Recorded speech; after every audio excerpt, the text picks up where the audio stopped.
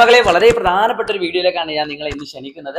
അതുകൊണ്ട് ആദ്യമായിട്ടാണ് നിങ്ങൾ ചാനൽ കാണുന്നത് സബ്സ്ക്രൈബ് ചെയ്യാൻ മറക്കരുത്. നിങ്ങളുടെ എല്ലാ ഫ്രണ്ട്സിനും ഈ ചാനൽ പരിചയപ്പെടുത്തി കൊടുക്കുക കേട്ടോ. അപ്പോൾ സോഷ്യൽ സയൻസ് ഹിസ്റ്ററിയിൽ നിങ്ങൾ നിർബന്ധമായിട്ടും പഠിക്കേണ്ട കുറച്ച് ടോപ്പിക് ഉണ്ട്. 1 മുതൽ 11 വരെ ചാപ്റ്റേഴ്സ് ആണ് നമുക്കുള്ളത്. അതിൽ ഓരോ ചാപ്റ്റേഴ്സിലും എന്തൊക്കെയാണ് പഠിക്കാനുള്ളത് നമുക്ക് ആദ്യം തന്നെ നോക്കാം.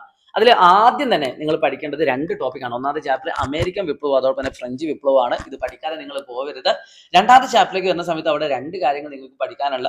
അത് ഫസ്റ്റ് വേൾഡ് വാറിന്റെ റീസൺ ആണ്. 1-ാം ലോക മഹായുദ്ധം ഉണ്ടാവാൻ പൊട്ടിപ്പുറപ്പെടാനുള്ള കാരണങ്ങൾ എന്തൊക്കെയാണെന്നുള്ളത് നിങ്ങൾക്ക് ചോദ്യങ്ങൾ വരും. നോട്ട് ചെയ്ത് വെക്കണം, പോയിന്റുകൾ പഠിച്ചു വെക്കണം. പിന്നെ ബാൽക്കൻ ക്രൈസിസും മൊറോക്കൻസാണ്. അപ്പോൾ നിങ്ങൾക്ക് ആ 2 നിങ്ങൾക്ക് അറിയാമെന്ന് വിചാരിക്കുന്നു. നിർബന്ധമായിട്ട് നിങ്ങൾ നോട്ട് ചെയ്ത് വെക്കാം. മൂന്നാമത്തെ ചാപ്റ്ററിലേക്ക് വരുന്ന സമയത്ത് ഇന്ത്യൻ സിവിൽ സർവീസ് എന്ന് പറഞ്ഞ ടോപ്പിക് വളരെ ഇമ്പോർട്ടന്റ് ആണ്. അതേപോലെ അഡ്മിനിസ്ട്രേറ്റീവ് റിഫോംസ്, ഈ 2 ടോപ്പിക്കാണ് മെയിൻ ആയിട്ട് അതിൽ പറയുന്നത്. ബാക്കിയുള്ള കാര്യങ്ങൾ നിങ്ങൾ നോട്ട് ചെയ്ത് വെക്കുക. ഇത് എന്തായാലും പഠിച്ചു പോവുക. ഫോർത്ത് ചാപ്റ്ററിലേക്ക് വരുന്ന സമയത്ത് tribal revolts, first war of independence 1857, അതായത് 1-ാം ലോക മഹായുദ്ധം, 1-ാം ലോക സ്വാതന്ത്ര്യ സമരം, 1-ാം ലോക അല്ല, 1-ാം സ്വാതന്ത്ര്യ സമരം 1857, പിന്നെ ഡിക്ലൈൻ ഓഫ് ട്രഡീഷണൽ ഇൻഡസ്ട്രീസ്. അപ്പം അത് നിങ്ങൾ നിർബന്ധമായിട്ടും ആ പോയിന്റുകൾ നോട്ട് ചെയ്ത് വെക്കാം. 5-ാമത്തെ ചാപ്റ്ററിൽ നിങ്ങൾക്ക് ഒരു ടേബിൾ ആണുള്ളത്. 4 മാർക്ക് ഒരു ടേബിൾ ആയിരിക്കും. അത് പഠിക്കാതെ പോകരുത്. നിങ്ങൾക്ക് ഉറപ്പായിട്ടും പരീക്ഷയ്ക്ക് ചോദ്യം വരുന്ന ഭാഗമാണ്. പിന്നെ 6-ാമത്തെ ചാപ്റ്ററിലേക്ക് വരുന്ന സമയത്ത് സിവിൽ ഡിസൊബീഡിയൻസ് മൂവ്മെന്റും ഏർലി സ്ട്രഗിൾസ് ഓഫ് ഗാന്ധിജിയുടെ ആദ്യകാല പീഡനങ്ങളല്ല സ്ട്രഗിൾസുകൾ. പിന്നെ അതേപോലെ 5 ഓൾട്ടർനേറ്റീവ് പാത്സുകൾ, അത് നിർബന്ധമായിട്ട് നിങ്ങൾ നോട്ട് ചെയ്ത് വെക്കുക. പിന്നെ 7th foreign policy, Panchsheel principle, linguistic reorganisation. അപ്പൊ ഈ 3 ടോപ്പിക്കാണ് 7-ാമത്തെ ചാപ്റ്ററിൽ നിങ്ങൾക്ക് പ്രധാനമായിട്ട് വരുന്നത്.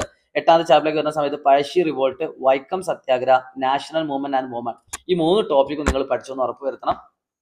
9-ാമത്തെ ചാപ്റ്ററിലേക്ക് വരുന്ന സമയത്ത് 2 ടോപ്പിക്കാണ് നമുക്ക് അവിടെ പറയാനുള്ളത്. ഒന്ന് ഫംഗ്ഷൻസ് ഓഫ് സ്റ്റേറ്റ്, സ്റ്റേറ്റിന്റെ ഫംഗ്ഷൻസ് എന്തൊക്കെയാണ്, അതേപോലെ ഫാക്ടേഴ്സ് ഓഫ് സ്റ്റേറ്റ്. അപ്പൊ സ്റ്റേറ്റുമായി ബന്ധപ്പെട്ട നിങ്ങൾക്കറിയാം, അത് വളരെ ഇമ്പോർട്ടൻ്റ് ആയിട്ടുള്ള ഒരു ഭാഗമാണ്. നിങ്ങൾ എന്തായാലും ആ ഭാഗം നോട്ട് ചെയ്ത് വെക്കാം.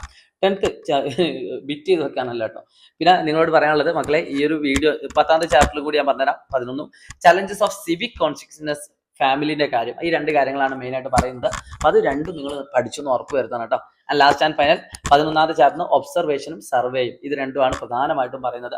ഇതെല്ലാം നിങ്ങൾ നിർബന്ധമായിട്ട് പഠിച്ചൊന്ന് ഉറപ്പ് വരുത്തേണ്ട കാര്യമാണ്. അതിന്റെ പുറമെ നിങ്ങൾ ഓൾറെഡി പഠിച്ച കാര്യങ്ങളുണ്ടാവും. ഒന്നും മറന്നു പോകാൻ വേണ്ടി പറഞ്ഞതല്ല, ഇത് പ്രഡിക്ഷൻ ഒന്നല്ല. പക്ഷേ ഇത് ഇത്രയും കാര്യങ്ങൾ നിങ്ങൾ നിർബന്ധമായിട്ട് പഠിക്കണം. വേണമെങ്കിൽ പ്രഡിക്ഷൻ ആയിട്ട് നമുക്ക് കൺസിഡർ ചെയ്യാം. അപ്പൊ ഇത്രയും കാര്യങ്ങൾ പഠിച്ചൊന്ന് ഉറപ്പ് വരുത്തിയതിനു ശേഷം മാത്രം നിങ്ങൾ പരീക്ഷയ്ക്ക് പോവേണ്ടതാണ്.